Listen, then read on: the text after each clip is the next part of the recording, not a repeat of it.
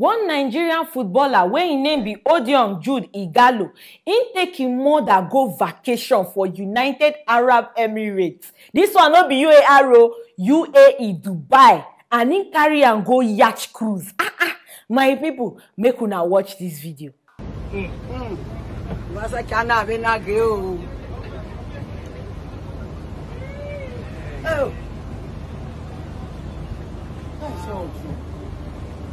I'm gonna enjoy life. How you no go no? I am home. Oh my shot. You're doing over shot.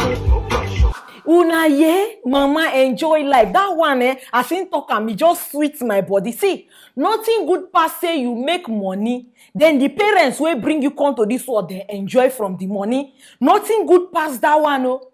If na my mother now carry go this kind of vacation, she go dey ask me how much I spend for this kind of vacation. If I tell her na waiting, this kind of vacation, this money, why you no give me am? My parents they too dramatic, oh. They too dramatic.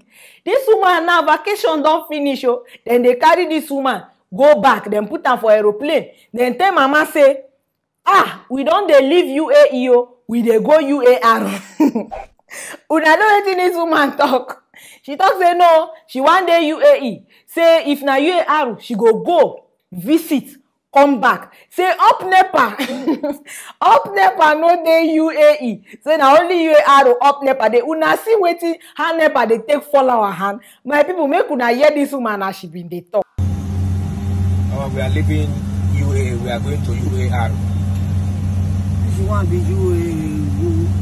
UAR, na Nigerian new name. You never hear now. I never hear. I go school. I don't go school. So you want go UAE or you want go to UAR? Huh? More remain for UAE or you want go UAR? No, I want to remain for UAE. You want remain for UAE? You know want go UAR? I will go visit and I will come back. Up NEPA no dey UAE. Up NEPA no dey UAE. No UAE, no up NEPA. They no dey take light. Hey, this is Mama Nari Cruise. If we na hear cruise, this is Mama Nari Cruise. But Nigeria when? Nigeria na the only country where I go see say then go supply lights. They give other countries, but then we be the country they suffer for lights. You go here say because of 1,000 NEPA they cut light, because of 2,000 NEPA they cut. Even the cutting of lights, we know they see light even reach 12 hours for plenty part of Nigeria. Some places they go tell you say for 3 months they never even flash lights for that place. They never flash. Now so the Nigeria day, una don't see now when people manage test on other country, see how the thing they sweet. To come back the country they tire person. If mama go tell you say she no want go back Nigeria, say she want remain where she dey, una go know say Nigeria is better than bad. Now suffer head dey that country. Only the people wey get money they enjoy Nigeria, and even as they get now their generator, then they used to put up light for their house. So then they spend money for fuel, then they service generator, then they do this one, they do that one, just to dey up and running, dey up to standard. Poor masses score. Wetin dem go do even abroad, poor masses dem dey get light.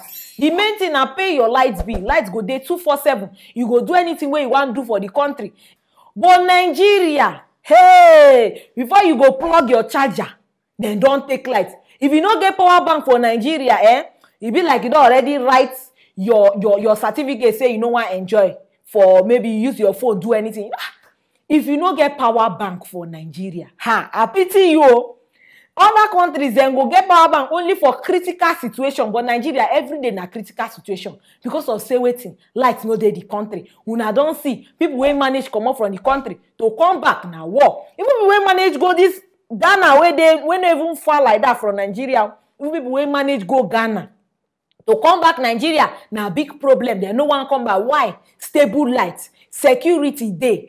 As in the place even dey more chill pass Nigeria today go yes they don't kidnap, they don't do this one, no light, no nothing. Why now? Why when people leave the country and no go one come back? When people as I see this kind enjoyment where person pikin give the mama, I say ma bring and come, make una they show love to una parents. So start from them before you go even try. They give all these mumu girls where go they twerk for una go spray. Some people then they stupid like that. Their parents where they are alive, hell and hearty, they don't go try show this love to them.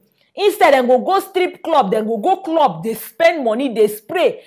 Then go call bring more whites, give one to the bouncer, give one to the DJ, give one to the this, give one to the that, bring 7 to our table. Una know how much. Then they do all this in their mama and papa day where then they suffer. That kind of thing no good. Make una try to they show love to una parents. Even if you manage be billionaire or millionaire, make una try. Even if una no one make una parents millionaire, just try make them Tanzanians. If anything they like that, just make them Tanzanians. At least make them they price then get 700,000, then get 800, then get 500 where they refuel. Anytime you say short, you go at least try your best, put something for them. Nothing sweet past that one. Say your mama they happy, say yes, I born this pikin. See what this pikin they do for me. My money while you spend train this pikin. In no ways this pikin gets it. I hate people where they useless. If they boil me rich bone marrow, make una try to they show una parents love. Oh. Now why I see this one, I bring and come on aside. If una get anything to talk concerning this matter, make una put them for the comment section. No, don't forget to like, share, comment, and subscribe to this channel. And I'll see you guys in our next video. My people, unknown gunmen, they don't go hijack school bus wey belong to Chimola School for Obile Estate of Akure North Local Government Area, Ondo State. Unknown gunmen go carry school bus to do wetin? Wetin they wan use school bus do? Now they don't leave the shooting and everything then they do. Come collect school bus. Wetin they wan use that one do? And this incident happened early morning, early morning when bus driver and one staff been go carry their first child, like first student, put for the bus. As they go carry this first student, now when this thing happen, eyewitness talk say he see 6 guys with guns, cutlass and other weapon. The way they just block the bus, then double cross the bus so that the bus driver go fit stop. As bus driver stop, now so one of them go open the door, bring down the driver from the chair.